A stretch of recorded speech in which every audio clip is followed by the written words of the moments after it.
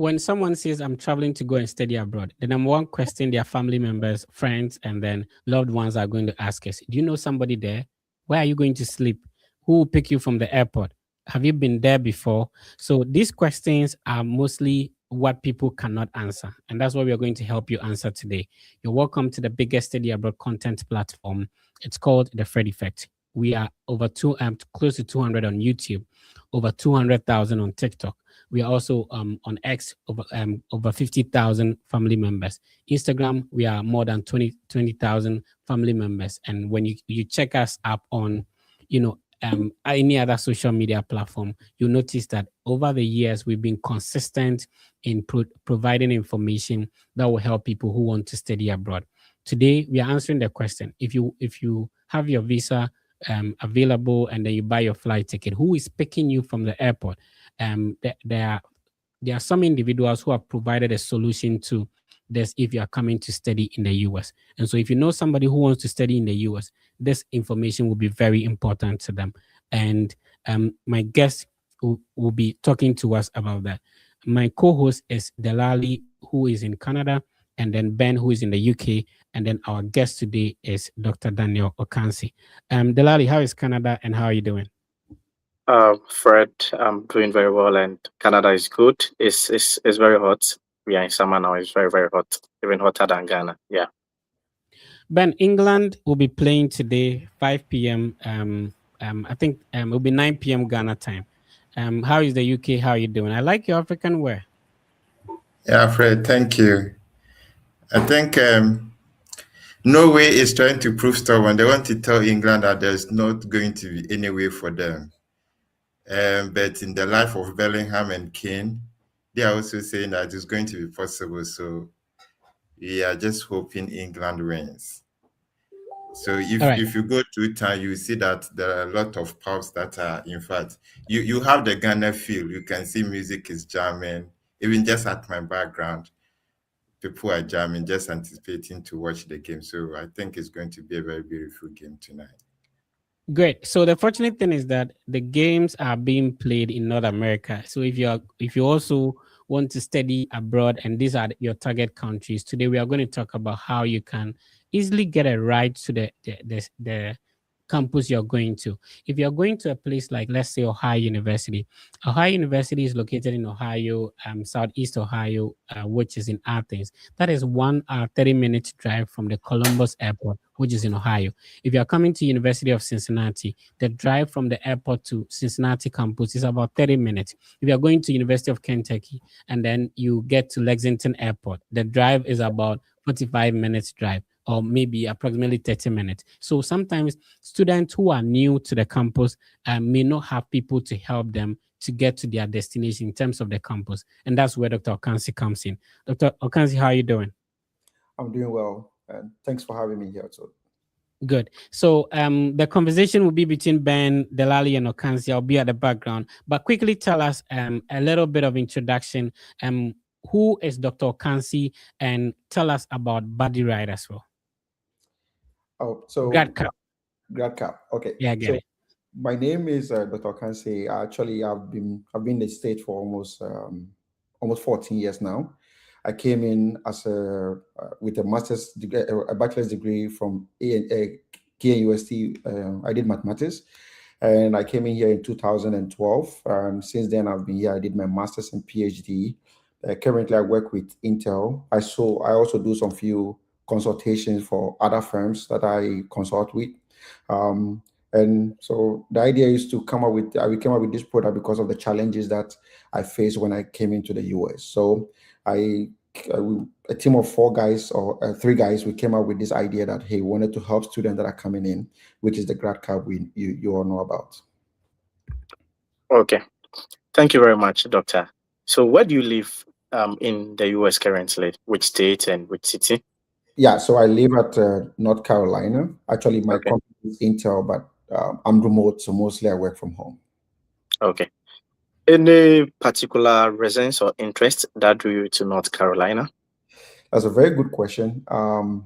So after school, after my PhD, I got a job with Intel. I went to Oregon, and at Oregon, I stayed there for almost 4 years, and then I moved back to this place because my wife was also trying to pursue her master's degree in technology management. So we moved here, and then we loved it here again, and then we stayed permanently here now. Okay. Any fun facts about you? Well, I would say the fun fact about me mostly is I like soccer. Like everyone likes soccer here, I'm sure. So I like arguing with my friends. I'm actually a Kunti boy, so a typical Okay. Kunti boy is always about argument, and I just jump off a call with a colleague of mine for just arguing about some past issues that we had before. So I like talking to friends and then also visiting friends whom I know. Working from home is difficult, so you always have to go out there and then talk to people to, kind of ease your psychological aspect of your life. Okay. So what actually inspired your study abroad journey? And also, outside all the beautiful countries we have in the world, why did you settle on the United States of America?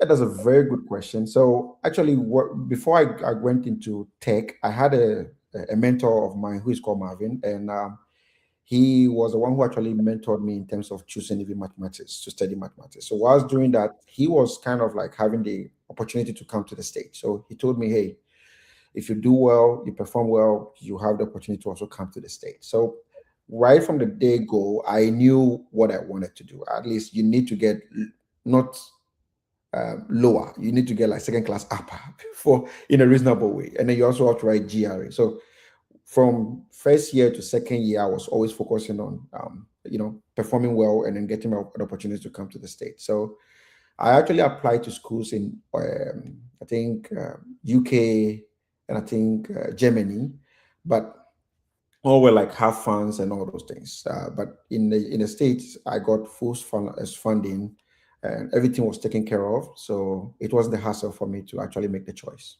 Okay. So if you can recall, how many universities did you apply to in the US and the names of some of these universities? Oh, that's a very good one. Almost 14 years now. You want me to remember? So I think I applied to a school in Texas called San Marcos, like in Okay. San Marcos State city. And then I also applied to a school I think, in Arizona. And Okay. then the next one was North Carolina A&T. A&T gave me like full funding. After my GRE, and then I spoke to one professor, he immediately concluded that he wanted me. So, you are writing a GRE, you have to select a list of schools that you are applying. You have to, they have to send your GRE scores to, right? So I selected those schools. They also sent me emails about, hey, the funding opportunity in the right. But with my friend already in North Carolina A&T, it makes my choice easier to select North Carolina A&T. Okay. So finally, how many universities did you get into? And aside getting into the universities, how many denials did you get as well? Oh well, so the denials that I got mostly was in Europe, actually, from let's say UK. Mostly, I got those denials from there. I'm sure you know about Dolus. Is it Docus Alu funding or something like that? There's this funding that you can apply to. I was denied over there, Okay. and I think one of the things that I realized is that if you get the right information, you always apply to the right institutions that will kind of open the doors for you. It's not just like shooting into the sky, basically. Okay. So with what you just explained, that means your US application, it was like a 99.9% success rate, if I get you right. Correct. So I chose, sometimes students go in and then they select like, let's say, you do, let's say you're selecting like Purdue and the rest in your choices. It's hard to kind of get in there, right? So my mentor was advising me that also based on my online search and all those things is that, hey, go for the, not so competitive schools. So it makes it easier for me to basically get in there. Okay. So whilst applying, one particular challenge for applicants is application fees. Did you pay for all these universities, or you got some waivers, or your prospective professors catered for some of these application fees? If you can share the tips. Yeah, I actually got, I think Summer Schools was free. Okay. But North Carolina A&T and then the one in Arizona, I have to actually pay for it. Okay.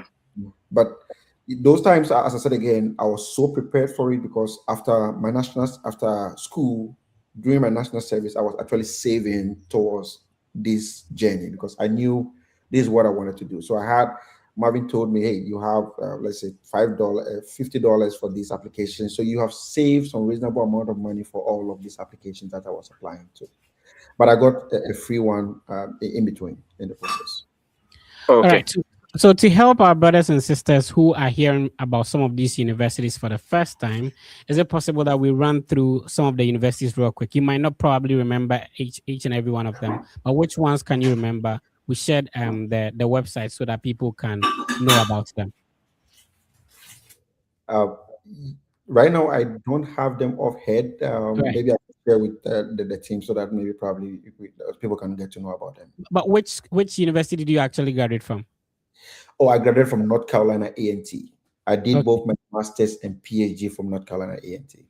Okay. And that's like a public Ivy League. And for people who do not understand what public Ivy League and to be able to get into North Carolina A&T, can you please explain what it is? So one of the the biggest HBCU universities in America is North Carolina A&T. So it is. So the people listening to us might be finding it difficult to understand what HBCU is. So, Doctor, come to our level and explain this. Okay, so we have like historically Black universities in America, right? So those are like the historically Black universities that have been in this country. There are a handful of them, and North Carolina stands out as the first among them. Okay, let me explain a little bit. So the universities in the US are divided into two. We have PWI, which is predominantly white institute. And then we have the HBCU, historically Black universities or colleges. And so Doc is talking about, so Doc, what's the meaning of HBCU? Like, apart from the actual explanation, what does it mean when we say somebody's in an HBCU? Is it only Black people there, or how is it like? No, it's not actually. That's a very good question you ask. So the reason why they have it in that category is that the time the school was started, it was started by, like, let's say, folks who are Blacks, individuals, farmers, especially for North Carolina A&T. It was started by some few handfuls of farmers who were trying to go into that Greek side of but then gradually the university converted it to become a technology, and then now supporting other courses that they do. Mm-hmm. In terms of population, the Blacks are mostly, because most Blacks wanted to associate themselves with that university because of the historical background of it. Yeah. And I mean, I will tell you this: I drove all the way from North Carolina, from Oregon to this place with my wife to attend this school because the opportunity is greater, because most of these high-tech universities or high-tech companies tend to want to have like some categories of Black in their companies. So they normally come to the best among the Black universities to recruit folks. Oh, awesome. Okay. All right. So I'm quickly going to share the website of North Carolina A&T so that if you are listening to us, sometimes people would have to search for these universities. It takes them to a different website. Doc, how many campuses does NC A&T has? Oh, well, so they have one campus. It's not that big. It's actually very small. Okay. This is okay. This is correct. That's it. North Carolina A&T State University. Okay. Right. We have just one campus in Greensboro, and they have like tons of programs they offer, from civil engineering to AI to data chemistry. You can just imagine all the PhD programs you can think about. Right. They have it here in the university. Okay, so if you are looking forward to applying to especially master's or graduate programs, add this school to your list. North Carolina A&T State University is located in Greensboro, and the state is North Carolina. All right, Delali, let's continue. Okay, so Doc, whilst you were talking about how you paid the application fees, something just struck me. You said you got some free applications. Mm-hmm. So there is this notion out there that when you get these free applications through like seminars, application fee waivers and stuff, and you apply, because the competition is tough, you might not get admission and you might not get funding as well. Or you might get admission and you might not get funding. What is your take on that, on free applications? Yeah, so that's a very good question. I'm just mentoring one individual who told me he got, there's a school in, I think, South Carolina who is giving free admissions. But then the question I asked him is that, what is the funding records like? Like, you know, at the end of the day, you wanted to know how is the retention in terms of if somebody applies, are they getting the funding that they need? I also tell him that, hey, you can begin to ping some professors on campus that, hey, with your resumes to understand, for them to get a pause on what they're working on and all those things. Because at the end of the day, it's not just getting the admission. I always say this thing to students that it's not just getting admission, it's just you doing the right sort of courses or the right sort of program that will make your career path better. You know, somebody may come into this country doing a course that may not pan up to be a very good thing for him or her after graduation, right? But you talk to a professor who you are going to do a research with, it better kind of guide you in terms of, hey, the funding, if the funding is there, you are taking that. If the funding is not there, you are basically moving on to another school. Okay. So the application process as compared to your time and currently, which one was way tougher or which one was way easier? Well, I think one of the toughest one that I faced actually. So when I went to tech, I wasn't like highly known individual in my university days at Okay. tech. But one of the toughest one was getting recommendations. But now with technology, you know, now you can do online a recommendation. You can get people who basically help you get recommendations from the universities without you even being there to even support, talk to the professors yourself. That is one of the things that I found difficult. And then one more thing that I also found as a challenge was the payment. Like, let's say you have to pay something for one school that you're applying to. What I have to do is to basically send the money to somebody. The one who is paying for me is a family member, and then the person will pay in cedis, in dollars in the States for me, right? That is the conundrum, right? And if the person doesn't need the money in Ghana, then you're on your own. So those are the things also that we're also thinking about as GradCap to also provide support for. Like, if students are applying, probably can we provide a portal for them to do things like, let's say, service fee and the rest. So in our conversation, you kept on mentioning the GRE, the GRE, the GRE. Mhm. What motivated you to take the GRE? Because there is that school of thought out there that even without a GRE and if a good first class, a good second class upper, you could still land admission and funding. What do you have to say about that? Oh, well, that's a very good question. I for one, I did the GRE because of my mentor. The one who was mentoring me actually advised me to do the GRE because before he's supposed to talk to the whatever professor he's going to talk to, I mean, thousands of folks are also applying, right? But what makes you stand out from the folks that you're applying with, right? Those are the few nuggets that comes in. But GREs may not be needed for especially like master's program, but the question is, how do you stand out from your other colleagues that you're applying with? That is one of the things that I always tell my those who I'm mentoring to basically apply to this place is that, hey, you are competing with other folks. What makes you stand out? And what makes you stand out is probably your resume, and also probably you having a GRE also gives you kind of like a leg in the game that, hey, this guy really knows what he's doing.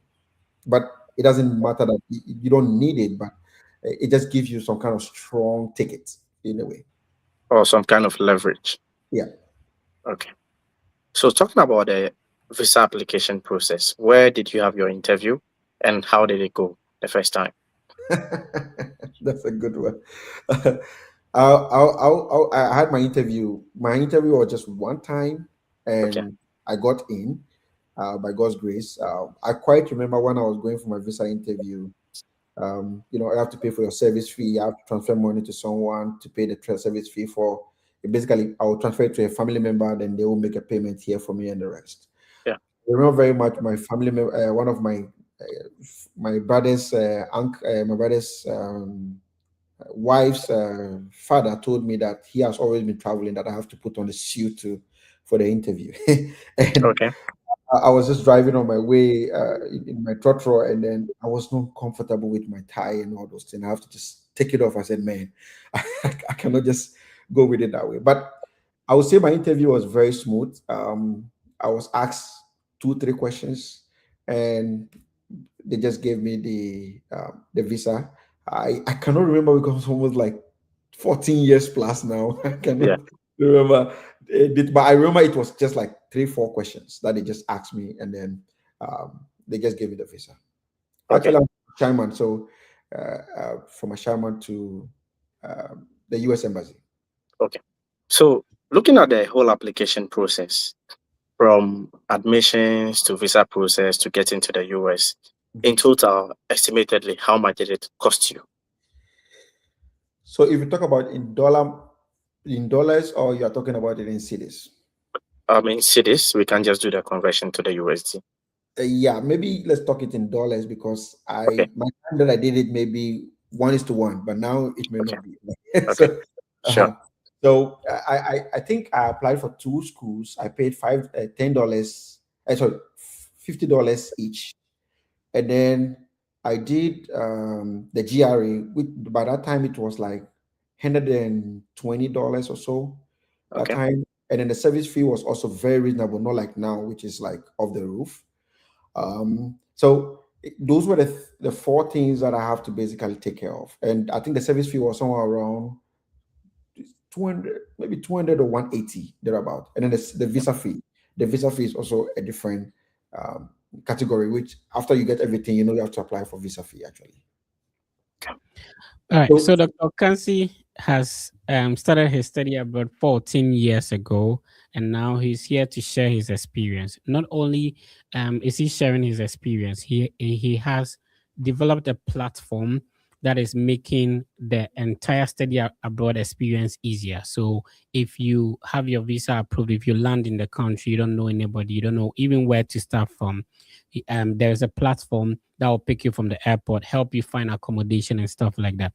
So Dr. Kansi is a co-founder of GradCap. Doctor, talk to us through GradCap. Why did you decide to set up such a platform? Yeah, thank you. So actually, GradCap, the whole journey started from after I came to the States. I was also supposed to help other students who are coming into this country. Right. And once you are helping the student, the question becomes, there's no recognition somehow, or it's not kind of streamlined in a way. So students comes in, they struggle. Some come in, they get good friends who help them to basically assimilate into the society. Mhm. So 2 years ago, I was just thinking about that. Maybe what about we streamline all this process, whereby it makes things easier for students to be able to have the best of experience in the state. So we started putting together this idea. We spoke together. I spoke to my other team members who we basically scope out all this technology to become what we have now as GradCap. So what GradCap actually wanted to do is to bridge the gap between the student who is struggling to getting, let's say, somebody to pick him up at the airport, and also assimilating into the society that he's coming into, right? Right. The community you are coming into, you may not know where the next Mama Put is. You may not know where the next Banku joint is. You may not know where the next Wache joint is. You don't know where the church you have to attend. All these things are things that students may have difficulty identifying. So what GradCap is trying to do is to basically bridge that gap, whereby students with the best, the past experiences can impact the current students that are coming in the community. Okay. The next current students that are coming in. Sorry. So which people is GradCap seeking to assist or provide services to?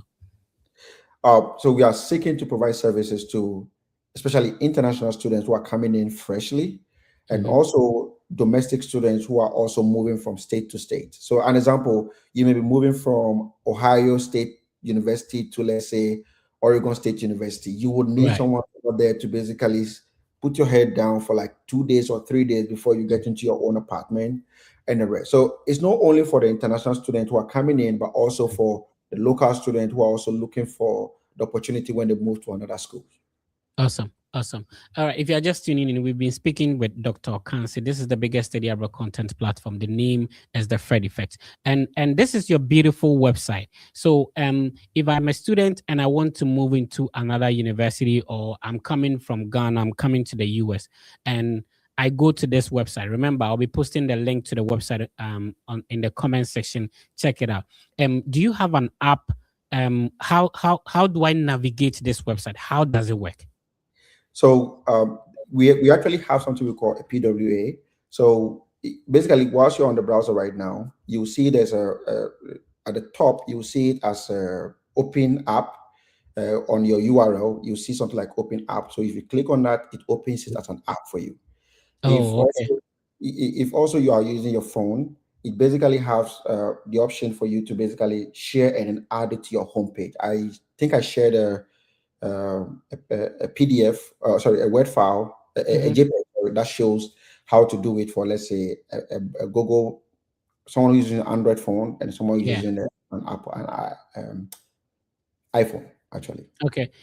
And I wanted to know your experience when you were coming in and how GradCap would have made it easier. So 14 years ago, when you were coming in, how was your airport pickup? How was your assimilation? How is GradCap making it more convenient, easier, or better this time around? That's a very good question. So my experience was, well, as I said again, I had a friend here who was going to help me assimilate. But the biggest challenge that I had was, they just drop you up in your campus. That's it, right? But now, where do I go to church at? Where do I buy my next food produce? Where do I get the cheapest? We have some place we call like Dollar Tree. When you come for the first student, you never know about Dollar Tree. Nobody can tell me, if you're a fresh student, you don't know about Dollar Tree, you don't know about Goodwill, that you can get cheaper stuff over there. Yeah. But inside GradCap, you meet students who have this experience to tell you that, this is the place you can get the cheapest rice cooker. This is the place you can get the cheapest, let's say, bed sheet. Or those are basic amenities students need. But then they end up going to Walmart and the rest to buy it at higher prices instead of getting something reasonable for them to basically adjust for some time before they start going to the high-end places to buy those produce. So I think the main issue is that the student coming in, getting more comfortable in the community that he has settled in. I would be very happy if I knew I have to buy food, my shirt. I can go to let's say a thrift shop to get some shirt. I ideally always go to Walmart or wherever to buy my stuff, but it was expensive over there. But if I go to a thrift shop, it may be cheaper. You're right. And listen, if you are coming to the US, is a huge country. You understand?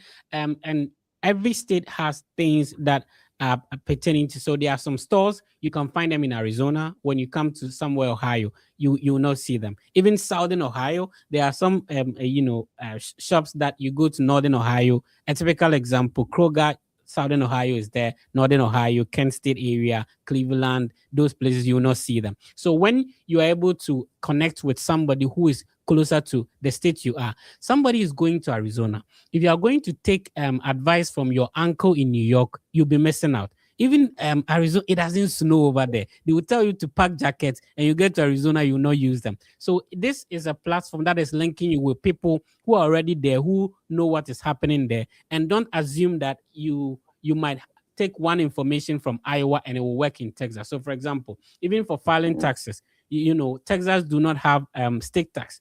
But if you go to Indiana, there is state. So this is a helpful platform for students to help students. I am a student and want to volunteer. And Doctor, you walk us through this. So you mentioned that to be able to get this app, and if you are planning to study abroad, you need this information as well, because you will need it later on. So if I have a phone and I want to get the app on my phone, Doctor, walk us through. So you said the first step is we go to www.gradcap.com, right? Correct. Awesome. So this is on iPhone. You go there and you click on the share button. Most of us from Bole Bamboy has Android. Is it not working on Android as well? Yeah, it does. The Android is the one that is down, so which is the Android Chrome. Okay. So the Android is even straightforward. It's basically, you see it will pop up for you to install, which is the down one. Okay. If you go, Majority of us use Android, so let's start with the Android. You can't do iPhone yet, so let's start with the Android one. So we go to www.gradcap, GRAD. If you're watching us on TikTok, type it for us. GRADCAB, gradcap.com. That is the website you visit, Doc. And what do we do next? then immediately you will see on your Google Chrome browser, you'll see something we call install. If you click on the install button, it will say install, and then you basically click on it, and then it should now be added to your home home page for you to be able to navigate your whole. It's basically the whole experience you have just as when you're on the website. I see. Is there a difference between using the GradCap app versus using the website? No, there's no difference between the two. The same experience you have on both faces. The cool thing about the app is that you see all the pop-up notifications that will show you that, hey, this is somebody sending you a message about a pickup that you have to go for, or maybe you send a message to someone. A typical example is that we have a community page and you post like, oh, I needed to buy, like, let's say, can somebody point me to where I can go for my social security? And then somebody will respond to it. You will get it in your email at the same time. It gets up as a pop-up on your, like, kind of like a notification pop-up, and then you should be able to click on it, and then it basically helps you to know that you have a message in your based on the icon that you see on your on the app. So to be very clear, Doc, before we go to the B people, iPhone people, to be very clear, this app are for people who are located in the US or students who want to come and study in the US, or other countries involved? Yeah, so basically right now we are supporting students who are coming to the US for now. Exactly. The main idea is to extend it, but we need to grow gradually in the States. You know, right? The whole world wanted to come to this place, and here is where the market is. So our biggest customers are actually from India. We have about several thousand folks who are also trying to subscribe from India, who are also coming in here. I see. So now let's go to the Daddy B people iPhone. So we go to the same website on Safari, which is www.gradcab.com. gradcab.com, and then it pops up in Safari. Then we can download the app on our phone and then add it to our home screen. Then we have the GradCap app on our phone. So if I'm also a student, if I'm already in the US, if I'm you know, on a different category of visa, maybe I'm a citizen or maybe a green card holder, do I get to help these students? Can I support them in a way? How do I do that? Yes, so we have three categories. We have participants, which are the students we are trying to help. We have volunteers, which are the students who are actually which are assigned. They are actually students in that campus or in that university. And then we also have something we call the stewards. The stewards are like some pastors, some clergymen who also wanted to help in the community. So some, like myself, I've subscribed to help North Carolina A&T, North Carolina State University, which is Greensboro, and then I'm also supporting Chapel Hill right now. So student, like folks like me who are not students, can also go in as stewards to also help on their radar of area they are in. They themselves can select, hey, I wanted to support five universities around this place. You can also go in as a steward to also support, meaning that you don't even need to come in as an individual with a .edu account. You can come in with your own Gmail or Yahoo Mail to basically log in with your own portfolio, which is a different category that we have to, the company have to verify and then basically make you come on board to help students. Yeah, I'll share my own journey and experience, but you know, most people, they will book an Uber. Remember, you're coming from Bole Bamboy. You don't have a lot of money. You're converting cedis into dollars. And then you book an Uber to pick you from the airport. Recently, I did that for somebody, to pick you from the airport to your campus. And before you realize, the little that you have on you is gone. So, Doc, do we pay for this if I'm signing up for a ride from the airport to my university? How much are you guys charging me? No, we are not charging any support for. We are not charging anything to the participants that are coming in. The main challenge that I always, exactly what you said, right? Like students don't have much with them, and there are folks out there who wanted to help. You know, there are folks out there who wanted to just provide support for people in the community. So what we are doing now is to tapping into those people for them to also provide that support. And we are not also leaving them alone. What we are doing that we are partnering with Amazon, Walmart, and the rest to also provide some incentives for those folks. Like, hey, okay, we can give you, like, let's say the company is also now you're partnering with them to get like brochures, like let's say gift cards and the rest, whereby these volunteers will get something, just a recognition to show them that hey, we know that you're helping folks, and the student whom they are being helped with, they can also review and also give reviews about the student that they are helping, about the volunteers or the stewards that are helping them.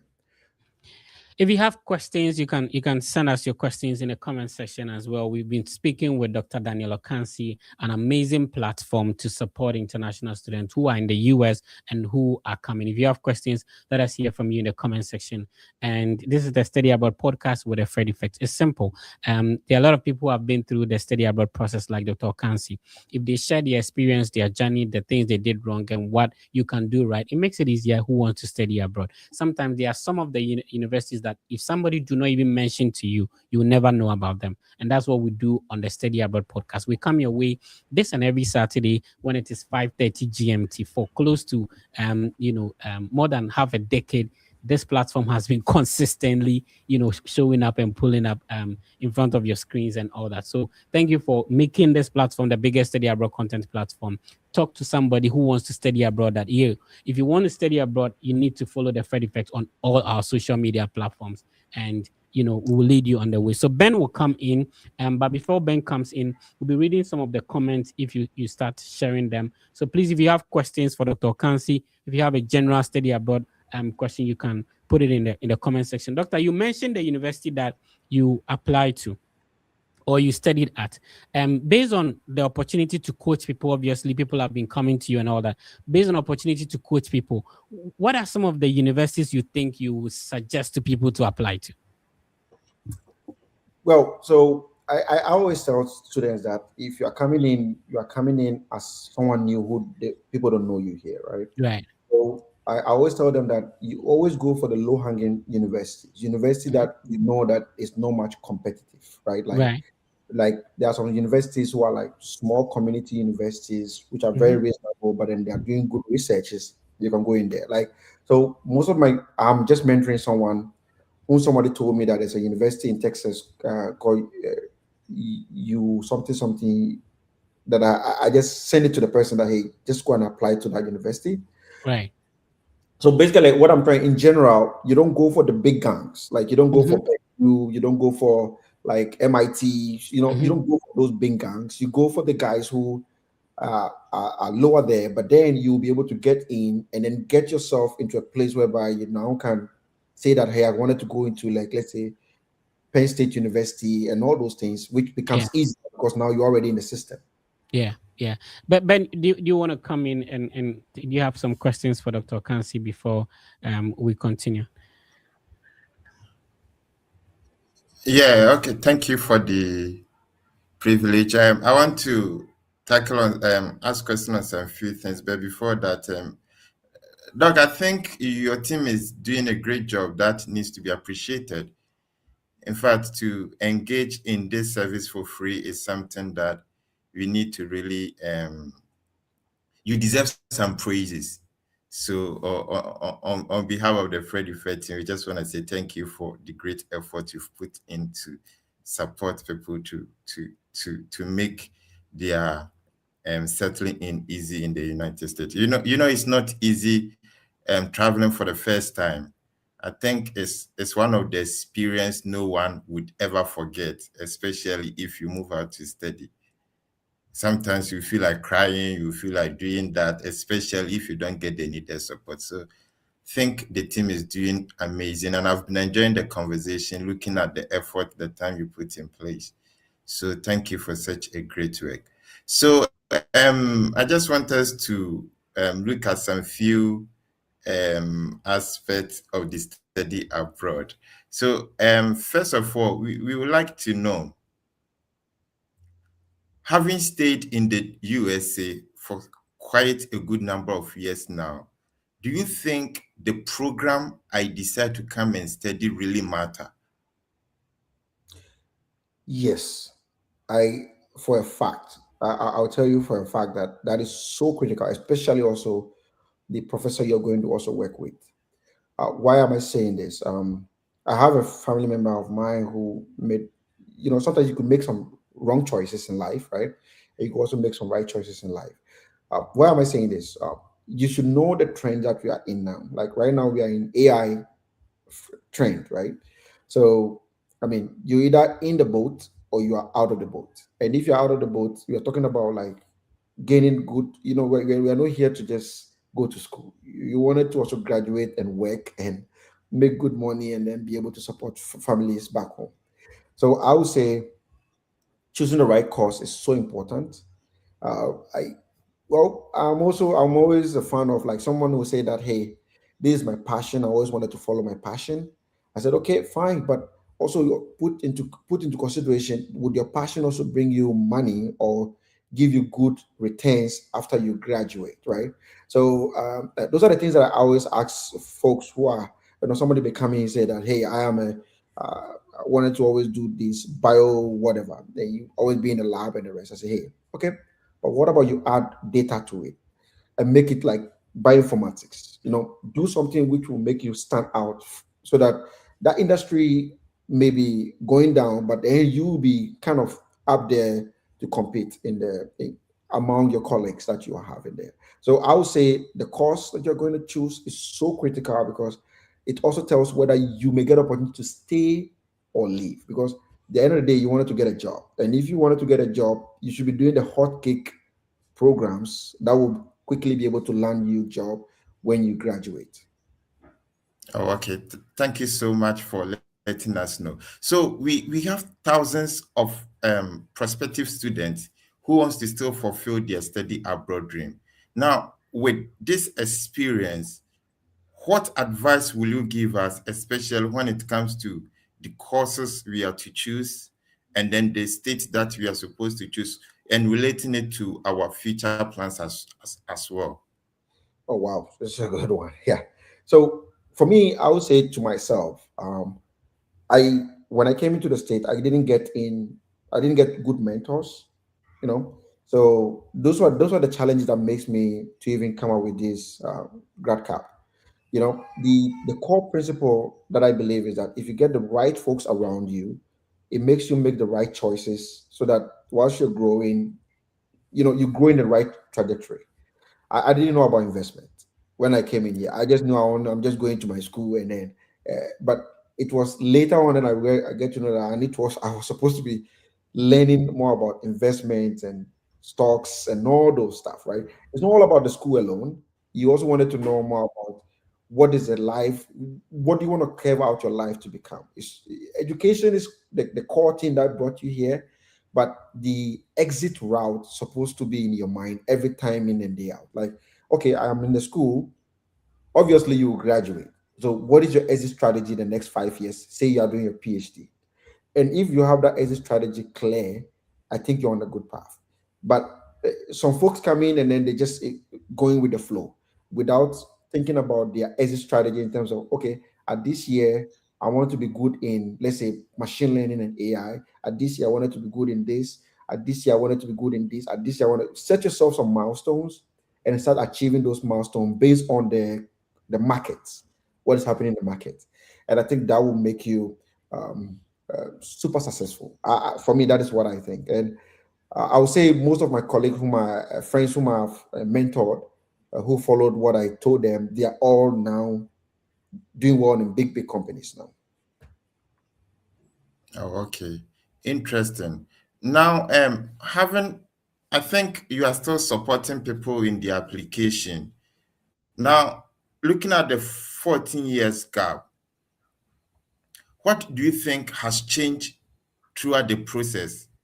And what can we do so that those of us who wants to come to the US increase our chances? Because now you can see that we have a lot of people in the market trying to compete for the same university, trying to compete for the same scholarship. So what can we do to be able to stand out from the majority? That's a very good one. So again, what I told you before, right? It's 14 years ago. Nobody knows about Fred Effect, and the Rex made the study abroad to become the big stuff that everyone, let's say in Africa, wanted to also come in here, right? But 14 years ago, it was literally is who you know who came in here and all those things. So now the opportunity is open and therefore also makes it more competitive, right? So that is why I said that for you to stand out, there is one critical thing that I always say: GRE, the most important one is how your resume is. Your resume speaks a lot about whether a professor wanted to take you on or not. I'll give you a typical example. One of my nephews wanted to come in here, and I was just telling them that, hey, you need to have this X, Y, and Z experience because you wanted to go into data, machine learning, AI stuff. Go to Coursera, take some courses, make your resume richer. It stands out. So then it makes my work easier to talk to a professor. You know, like if I'm going to talk to the professor, hey, I have this student who I know will perform well. It makes my work easier because I have the resume, he have the experience, it tallies correctly. I don't have to talk too much. In a way, that's what I'm trying to say. But Yeah, it is thank you so much. So it's good. go on. Yeah, thank you so much. So it's good you brought this up. So with your experience, what do you think that some of the errors that we make in our CV and some of our documents that does not really make us competitive enough? Speaking from the US perspective. I mean, sometimes if you look at some folks' resume, it's too much, right? Um, I think one of the things that I found is that we as folks in Africa, or let's say folks from Africa and the rest, we don't know how to market ourselves even better, especially in our resumes. If you do something that is critical, you don't just drop it off in your resume. Or if you do something which you see some folks' resume that may have things which are like, I did da da da da da, da, but what are the impacts? What did it solve? Like, okay, when I did this, it made efficiency grow by 40%. You know, that is what people wanted to know. What when you implemented X, what did it improve? You know, when you Now, did Y, what doctor, did it doctor, where are we going to get the data? it's about you conjecturing on what you've done. An example, let me give you a typical example. I work for Intel, and Uh-huh. an application that basically predicts something we call memory while before your simulation basically start deployed into a basically to a virtual machines that you have, right? Initially, what happens is that users have to basically set their own machines and then run their simulation. I know the problem statement and I know what I've done. And when I know what I've done, I know because I've run what we call a regression analysis.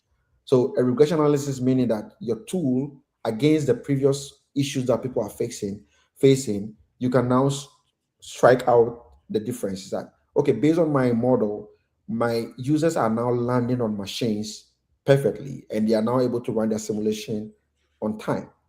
When my machine wasn't there, this was the issues that people were facing. And it could also be behavioral feedbacks that you get from the users of your service that you provide, right? You need to put all you can be behavioral, but then you can categorize it or you can percentage it, like you can put it into percentages. I say that I was working when I came to GASM, I introduced a new something application, and based on that, it improved their work by 20%. Americans always wanted to look at percentages here, right? It's all Oh, about okay. what are the efficiencies you are bringing into the company. Now Oh, with okay. AI, if you did this, what did it improve? If you did this, what did it improve? So what I found in people's resume is that it doesn't normally have those informations. Like um, they just say it raw that I did this and this. Okay, but what did it improve? They don't add those to it. That is one of the things I found in their, especially when they're talking about their work experience.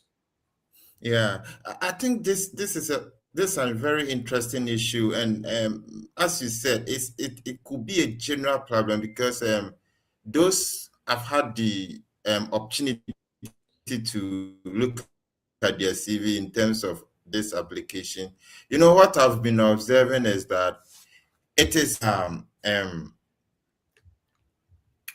their job role. You see, when they receive the appointment letter, what has been specified as their role, that is exactly what is on the CV. Should it be the case always? Because it's like that's what we are used to. So, you know, so sometimes I find it difficult to advise on this. Yeah. So I don't know if, yeah. it's. I mean, I'm not trying to say bad about them, but then it is a fact. Like I also had that same problem, but with time, speaking to reviewers who review my resume for a long time, I begin to get myself into that groove whereby, you see, whatever you do, you need to be able to put it down in your resume. If you do X, you put it down in your resume, and then you say the milestones of what these have achieved.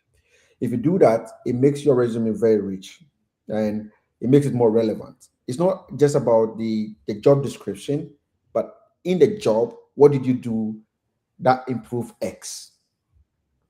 So I for one, I tell anyone who comes in with their resume, I say, put in the percentages on what you did and what it improved. If I don't see that, I don't even review your resume, because I need to see, what are you doing? Like, you're working for company A. Okay, everybody is doing the same thing, but what you did, what did it improve? Then it makes you stand out in a way. So these are what Okay, that's interesting. so excuse me. So these are what the universities also look at, because they wanted to employ you as an RN, or as what do you call it, research assistant. So as a research assistant, you need to they need to know why they're employing you. So based on your experiences, that okay, you did this technology to improve why. I mean, if we come to me and you are doing this research, you are going to also do the same to improve why. That is where they are also picking it up from.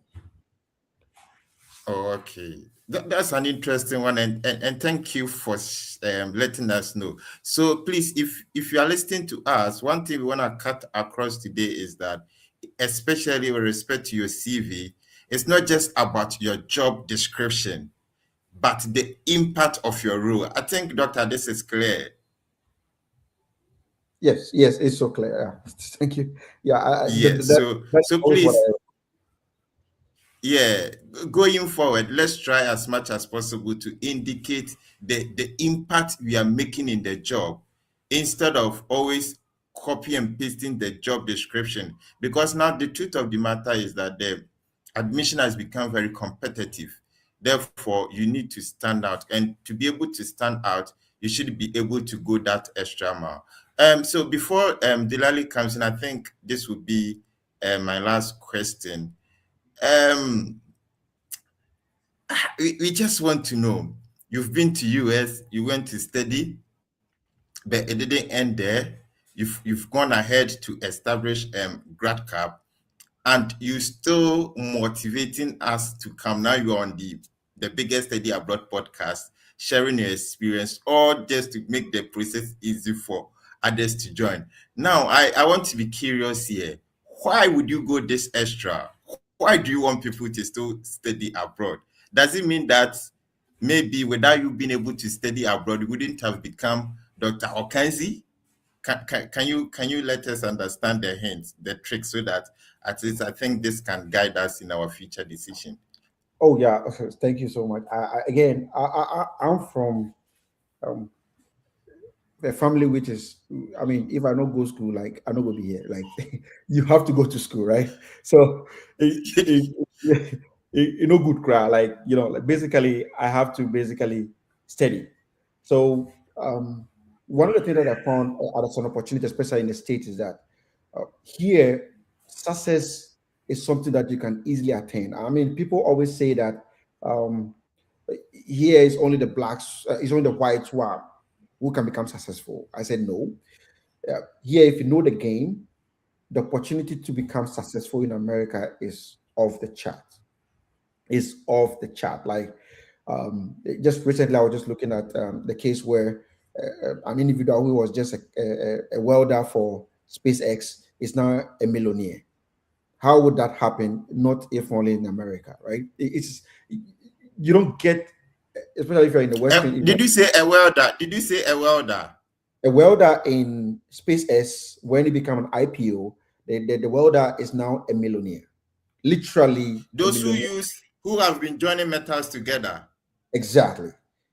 People like in Ghana working at Abosu Okai, those areas. Exactly that. And he works for. And the SpaceX. person is a billionaire now. He's a millionaire. Sorry, not a billionaire. A millionaire now.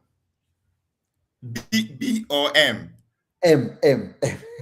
Okay, millionaire. All right. He's a millionaire now because of, SpaceX basically gave him the opportunity, gave him stocks, and then he became successful from there. Because when the company IPO'd, they gave him a lot of stocks, and then now he's successful. So why am I saying this? Is that the opportunity, especially in the US, especially, is if you study hard, you are well connected, and you know folks, being successful here, it just takes an opportunity, and you are there. And it doesn't matter where the color of your skin. If you're intelligent and you know your game, you will be successful here. So I even bring some folks who are even older than me to even tell them, hey, if you wanted to study here, you take the chance and you study hard and you push in. Here you can easily become successful. I'm a living testimony of it. So, as I said, I'm from a Ashaiman, and there's no connection of me even working at Intel, or even me, doing product or applications. No, so it's all by God's grace, and then also opportunities that I got in my hand. Oh, okay. So if not for US Dianca, yeah, well, it may be different for other folks, right? But for me, when I came in here, I got opportunities a lot. Like now, especially in the AI field, I would say I'm so good at it. Not like just hear say, okay, like I'm doing it. And these are the things where you wanted to be at. I always believe in that you wanted to be at the forefront of where technology happens at. And if you are there, it's a cool stuff. Elon Musk is able to catch these with a chopstick, right? Recent days yesterday, I think we saw Chinese people also just did it, right? And you always wanted to be at the place where technology starts from. To me, I'm a software guy, I'm a technology guy, so that's what I'm talking about it in that way. Okay. All right. I think it's nice speaking with you today. I've really learned a lot. And from our last conversation, I've also picked this point that there are a lot of opportunities, and the system itself makes you successful. So if you don't have any hope, try to study abroad. I think it's very simple. Exactly. Thank you so much for your time. Dilali, you want to come in? Yeah. Thank you very much, Doctor. It's been very, very insightful listening to you and the golden nuggets you are sharing with our viewers and our listeners out there. I would like to appeal that putting Canada in GradCap, we have a huge Ghanaian community here, ready to support people. So if there is a way we can talk backstage so that you integrate Canada as part of GradCap, so that those who are coming in all the 10 provinces and the 3 territories, we can also be able to support our other Ghanaian folks. We'll be very, very, very glad. Oh, thank you. Okay, so reflecting on your journey back about 14 years ago, how was it like studying as an international student, juggling responsibilities together, connecting with family back home, and surviving? How was it like? Yeah, that's a good question. So when I came in here, I started my master's. It was quite hard for me during my master's time. Basically, the idea was I was studying, and then sometimes I have to send some few money back home to support family and the rest. But I think I had a very good mother who knew that I was just a student, so she didn't put on too much pressure on me. I'm actually the last born of my family, so I have the big ones who take the shot, and I take the last bullet. So basically, it was quite okay for me. Um, but during my PhD time, I got an opportunity which I think was a breakthrough for me. Whilst I was a student on campus, I was also working via the school for a company in Kentucky. So Okay. I was kind of like the company pays the university for me. So the company pays the university and the university pays me. But then I work for Okay. the company. And so it's kind of like a grant that the company grants to the university for a specific research you're working on. So at that time, I would say I was quite okay. Like I was getting paid like double what ordinary graduate student get paid. And yeah, so I would say I was very comfortable from maybe let's say my first year in my PhD all the way to when I graduated. But it was also you just opposing between your personal research and then the research from the university, the company that was trying to help collaborating with the university to for me to do something for. So those are the challenges that I have to basically just oppose and then basically make it work. Okay. So, talking about your master's program, the money you saw on your I-20, in mind, I believe you thought it was going to like make you comfortable and cover everything. Yep. But how did things turn out when you got to the US? Well, that's a good one. So I-20 doesn't even I-20 money that you see doesn't mean that that's the money you are getting. Actually, that's what I tell students that money is just to guarantee you the gateway to get into the States. When you get in the States is when the game starts, right? The game starts when you get in here. So when I got my I-20, there was some reasonable amount of money on it. I knew I was going to be comfortable because I was talking to my advisor before I came in here. So it wasn't like the department that was giving me the funding. It was my advisor who was actually mentoring me back home when I was coming in. So, well, but in terms of the money that I saw on my I-20, it wasn't actually the exact same money I was getting when I came here. You know, sometimes you get the money and then you divide it by X and you say, okay, this is what amount of money I'm going to get. Not forgetting, you're forgetting you have to pay for insurance, you have to pay for some petty fees that you have to take care of. Folks don't even know about all of those things that actually have to come from that same account or Thanks. that same money. Okay. So how was the academic culture like comparing US environment of study to Ghana? How was it like? It's a good one. So you know, in Ghana, for example, at Kenya University, I was able to take like 6 courses, right? Yeah. And we all do the same thing when we're in school and all those things. I quickly realized that in a state, if you take even 3 courses, it will kill you. So, like, it is hard to even do a 3 course, or if you're doing 4, then mean that you're not sleeping at all. Because here, they do quiz every week, they do assignment every week. There's a pop-up quiz. It's kind of like admission on steroids. Like basically, you are working, you are doing project, you are doing assignment, you are doing it. It's not like tech, for example. I remember that maybe you get an assignment once in 2 weeks or 3 weeks, but here, based on their Blackboard schedules, you'll be getting assignment like every day or every week for you to be working on. So I would say the difference was I thought when I came into the state I would be able to take like 7 courses the same way I was doing in Ghana. Okay. And then just blow the courses away and then just do your research.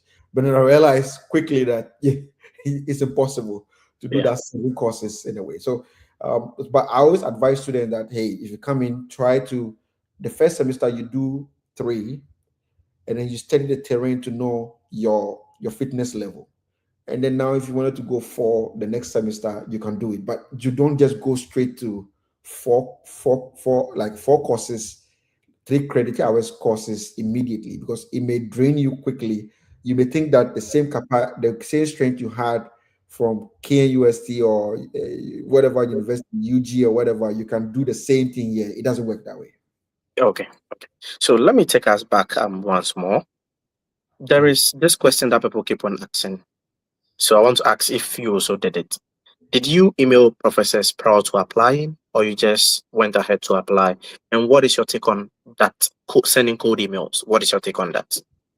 Well, I actually, when I was coming to the state, as I said again, I wrote my GRE, and my mentor told me to apply. When I applied, he then took my resume and my admission and then everything to the professor, and I told him that, hey, this is a guy I want you to take on, and then you have to work with. Fast forward again, I just like one of my colleagues is actually doing his PhD now. What I did was what we discussed was sent a message to the one of the professors whilst we are also applying to the Okay. university. We send messages, but you don't want to send messages like some folks actually do, like bulk messages without cleaning up their resume, as Ben spoke about, right? Yeah. I mean, who reads a resume that have no catch in it, right? Who reads it? Nobody wanted to read that resume. You wanted to make things appealing for the person who you are trying to persuade to work with, that hey, you actually mean business. So I actually have to go through resume reviews. Sometimes, putting some little what we call the white lie, some little white lie to make your statements or your synopsis stand out for the person to easily say that, oh, can I have just a team meeting with you? In that team meeting, you'll be able to persuade the individual. But then I always tell the individual that you should be applying for the admissions before you go in and talk to the person, because no matter what, they'll ask you, have you applied? Like, that is the main thing that they will always ask you, like, have you applied? And if you have not applied, they'll say, go and apply and then come and talk to me. But if you tell them that, oh, I'm already in the process, I'm now waiting for my recommendations to come in, then it makes the conversation more enticing, for the professor you are talking to. Okay. Let's continue. What was your biggest cultural shock when you landed in the US or during the period of your stay in the US? Well, one of the biggest one is you cannot just walk from your room to the next door and then talk to the person. Okay. Even if not, somebody would just, you know what I'm saying, right? Hey, that was one of the biggest shock. Okay. And I'm also a huge fan of, like, I don't eat burger, so Like junk food. I don't like junk food. I want to, Okay. I want to drink soup, Oh, so ideally I don't. So one of the things that I have to learn is to learn how to prepare my own peanut butter soup, and you okay. know the hard way. Sometimes your parents do it for you, but you have to do it. Sometimes you get a lot of this when you're preparing your soup, it just sprinkle on you and the rest. But we hang in there. So those are the things that it was a shock to me, that you cannot just get a place to get your own food, like soup stuff. You get it's everywhere junk, right? So those are the two things that I found it as a shock to me. The latter one, which the first one, which is you moving to your next door neighbor to talk to, is still a problem for me now. So uh, what I do mostly is I work from home. So I sometimes go to campuses like A&T. I have student friends who are over there Okay. to just sit down on Friday evening and then just talk, to just depress, like just go off your normal work routine from Monday to Friday. Okay.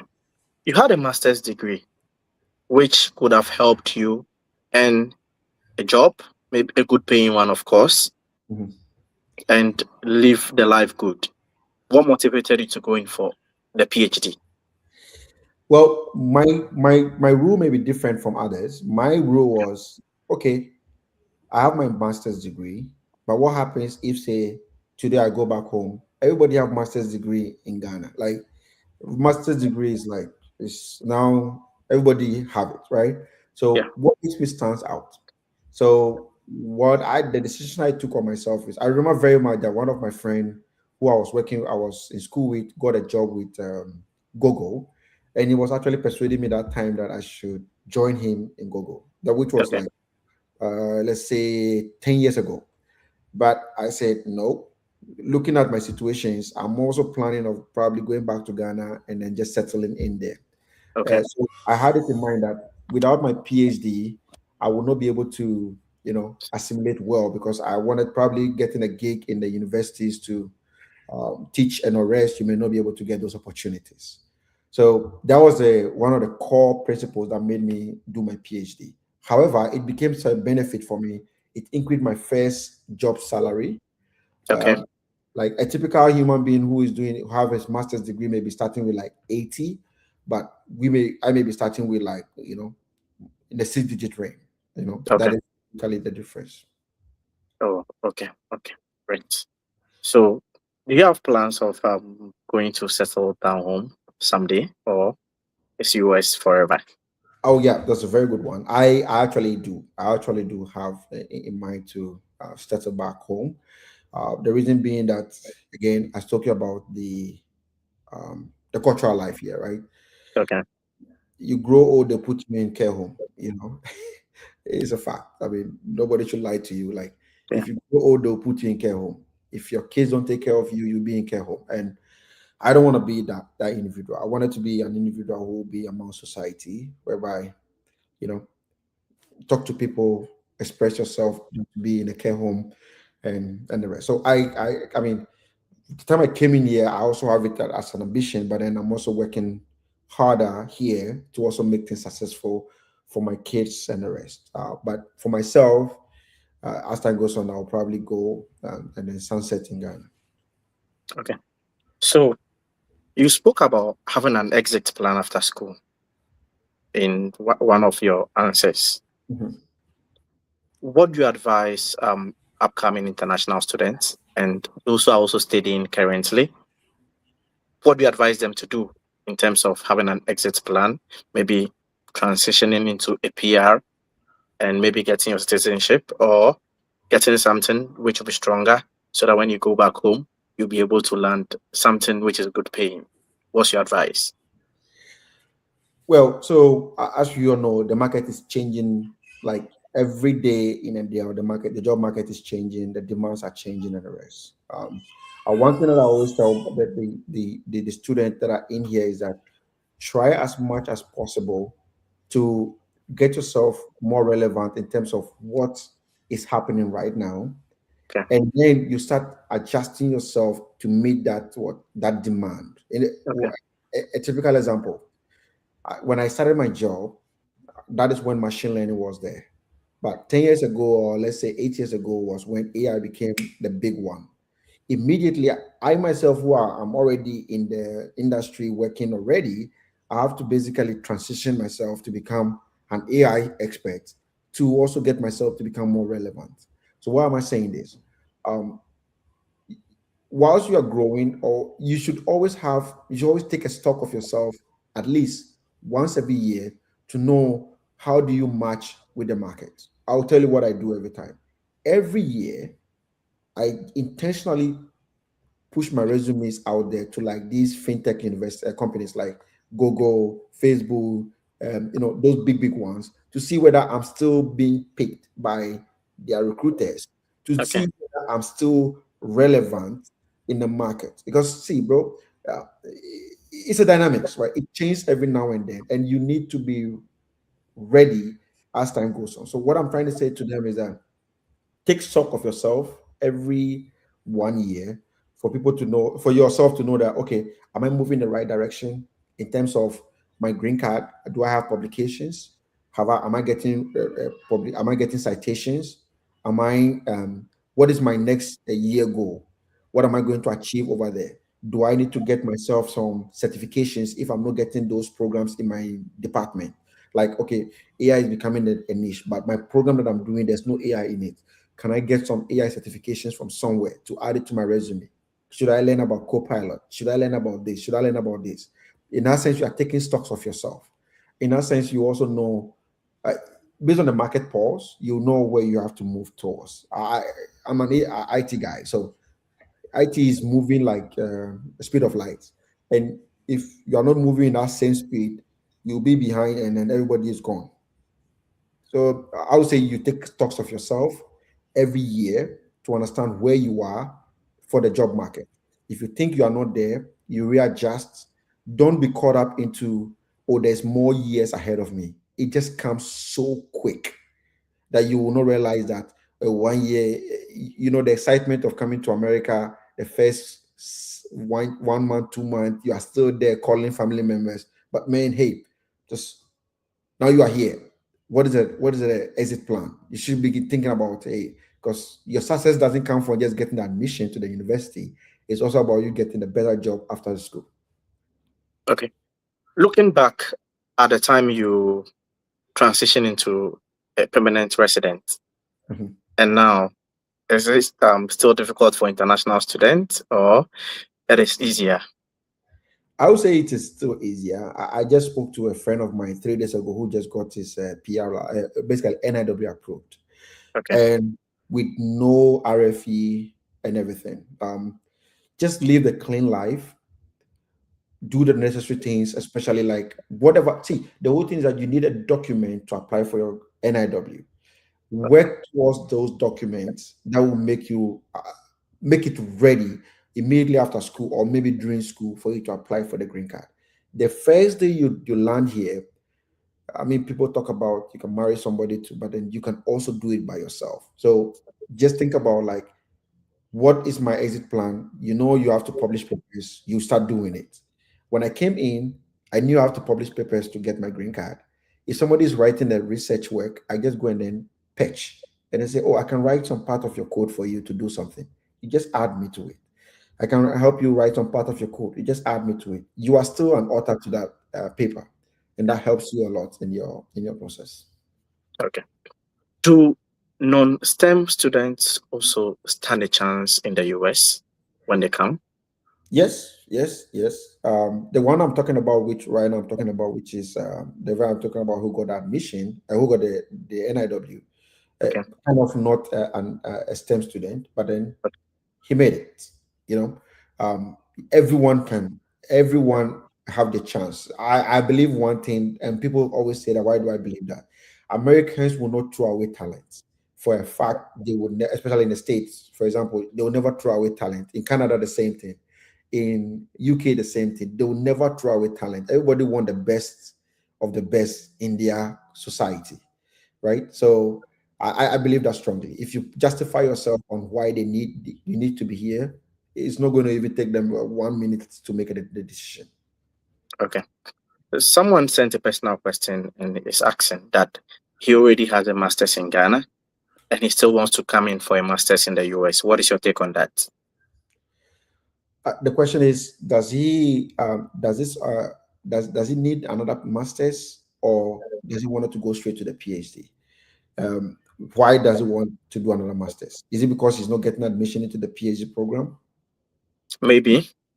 Yeah. So then you should just go for the master's. As I said again, you can go for a lower level universities. Probably you may be applying for like Purdue University and the rest. You may go for check online, or maybe you can talk to the Fred Effect team to apply to some lower level universities who may not be requiring some humongous requirement to basically make it to get an admission into a specific university. I think one of the biggest problems that students face is knowing the right set of universities to apply to. They just think, okay, just go online, you speak a university and you just apply to it. But you need to apply to the university that you have the higher probability of getting the admission. Okay. Thank you very much. Over to you, Fred. Yeah, so if you're just tuning in, we're still live on the Study Abroad podcast with a Fred Effect. My co-host has been Delali, who is in Canada, and then Ben, who is in the UK. Our guest is Dr. Okansi, a founder of GradCap, a platform to assist international students to provide the support you need, right from the airport to settling in, knowing where to go, the bank accounts to create. Doctor, like there are some banks, if you create accounts with them, you automatically get some money. And you need somebody in the system to give you a referral or show that to you. And so you have to follow who know road. Because some people are missing out on a lot of money. And when, they go and create account anyhow, even the same bank, if somebody has shown you a code, when I came, I got some 350 for free. Shout out to Isaac. He's the one who showed me the way. Shout out to Isaac, Augustine, and then AC is in Texas. Shout out to AC. So when you get such help and people are able to, help you assimilate into the system, it makes it easier. So Dr. Okansi is a great platform, and thank you for bringing such a platform to support our brothers and sisters who are transitioning to a different school or maybe moving to the US.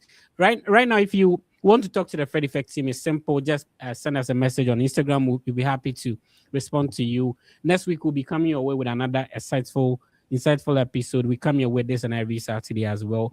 And then we have a collaboration with Argo Visa. Argo Visa is a team of ex-visa officers who will support you if you want to if you're applying for a visa. Getting a visa interview date is another thing. So if you get a date, don't go and mess it up. Some people rush, they get a date and then they are not prepared. Talk to an ex-visa officer to help you prepare before you go for the visa interview. So the Fred Effect team has a special code that you can use. So you type this into your web browser, which is rb.gy/KU7VB, and then you type that into your browser. You schedule either a 30 minutes, 1 hour, or you can have 1.5 hours. Now listen, you can talk to some friends you are preparing for the visa interview with, so that you guys will put your money together and you talk to an ex-visa officer. So you don't have to be one person. Your entire family can schedule one meeting, and then you talk to an ex-visa officer before you go for your interview. Remember, if you check on our YouTube channel, we've had an opportunity to invite and talk to most of them.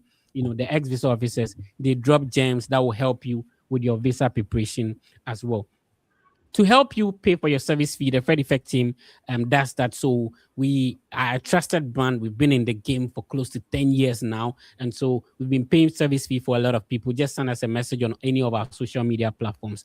And if you need help making any payment, where's evaluation, visa application fee, enrollment deposit, whatever deposit, just talk to the team. We'll assist you with a payment. Send us a message on Instagram. If you've never messaged us before, try and do that. If you want to study abroad, just come and say hi in our DM. We'd love to hear from you. So basically, it's been great having Dr. Okansi on, and we've had a great conversation as well. I don't know if you've responded to any of the comments that people were having. Somebody was asking if, you serve every school, if are there specific schools that GradCap serves, or, every state, that the person is going to, there's help.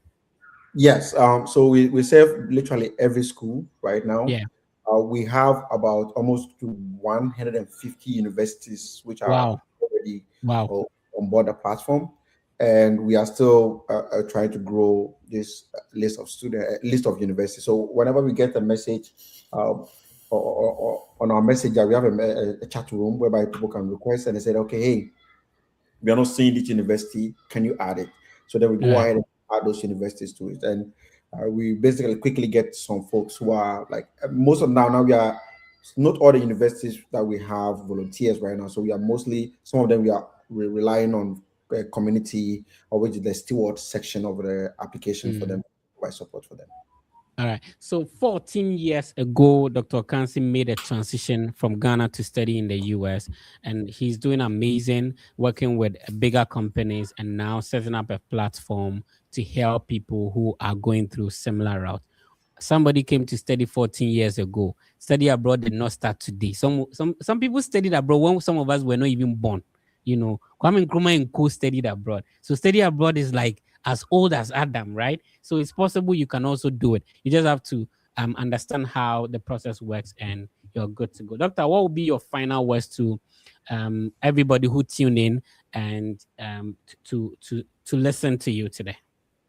Okay, so my final words are going to be in two folds. The first one will be for GradCap, which is, hey, everyone, if you are coming to study in especially in the US, join the platform, subscribe, or basically create an account, start making requests for whatever things that you need help with on the platform. We have volunteers who are there to help you. We have stewards who are also there to help you. Things related to issues that you're having with, like, where can I get my next Banku join? Everything you want, you can get on the platform for you to basically be able to assimilate better into the society, into whatever community you are going into. And when it comes also to the second one, will be when it comes to you in the US, I would say always in the US, the sky is the limit for you. Just get yourself plugged into the right kind of programs or friends, and I think you'll be very successful here. I'm a living testimony of it. So I would say keep pushing. Now we have a new challenge which is up in our hands right now, which is the AI forefront. I would encourage people to also take a look at those because there are opportunities also over there. Those are my last comments. Oh, okay. Thank you. Thank you once again for joining us. Delali, you have a last words for us? I want to thank all our viewers and our listeners. They shouldn't forget to subscribe, and they should also share the link to the various platforms, that is X, YouTube, Facebook, Instagram, TikTok. They should share the link to other people who are interested in studying abroad. The good thing is technology has made information available and accessible now, and they don't need to go and follow anyone to be scammed. Once they join these sessions, they contact the Fred Effect team. I believe their study abroad dream will also come true. That's all I have to say. All right, Ben, any final words? Then we wrap up. Yes, I think I just want to re-echo two things Dr. Okanzi has educated us on today. So the first one has to do with we making our CV more impactful. So please, it's enough capturing our job descriptions in our CV. I think this is the time. For instance, if you have been working in a particular organization for 2 years, for 1 year, what are the things that you have been doing? Okay, the job said you are the communicator, let's say between the public and then the organization. How did you use your communication to influence the decision of the organization? I think these are the kind of stories that would really make your CV outstanding rather than make it, I am a communicator between the organization and the public. So going forward, let's try as much as possible to make our CV speaks for us. In fact, looking at where we are coming from, sometimes we feel like it's not even advisable to talk about ourselves. We find it difficult to let people know the things we are doing, the things we have done, and then the things we are capable of doing. And I think that is the reason why some of us, we have not been successful. You are first class student. Okay, it's good to capture it in your CV, but what were you able to do with your first class? So going forward, it's not just about caption. I am a first class student. Okay, being first class student, what were the impacts? What are the legacy that your first class is contributing to the community that you find yourself?